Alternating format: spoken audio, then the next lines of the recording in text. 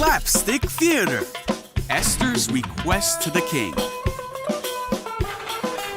This is Esther, who was a Jewish orphan who lived in Persia during the reign of King Xerxes. Esther was adopted by her relative, Mordecai, who worked in the palace of the king. Once, Mordecai had even saved the king's life. Yep. Esther became the queen of Persia, but no one knew she was a Jew because Mordecai told her to keep it a secret. This is Haman, who is the second most powerful man in Persia. Haman hated Mordecai because Mordecai wouldn't bow down to him. So Haman convinced King Xerxes to make a decree to kill all Mordecai's people, the Jews. When Mordecai learned about this, he was very upset, as were all the Jews in Persia. When Queen Esther's servants came and told her about how upset Mordecai was, she sent one of her servants, Hatak, to go to Mordecai and find out what was troubling him. So Hatak went out to Mordecai, and Mordecai told him of the plan to kill God's people.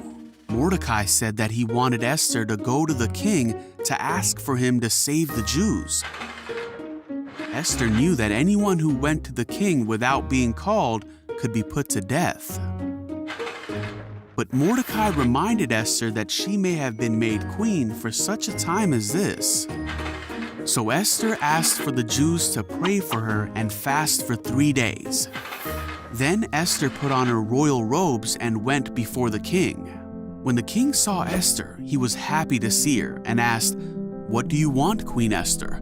I will give it to you, even if it's half the kingdom." So Esther asked the king if he and Haman would come to a banquet that she had prepared for them, and the king agreed. Esther held a banquet and then asked the king and Haman to come to a second banquet the next night.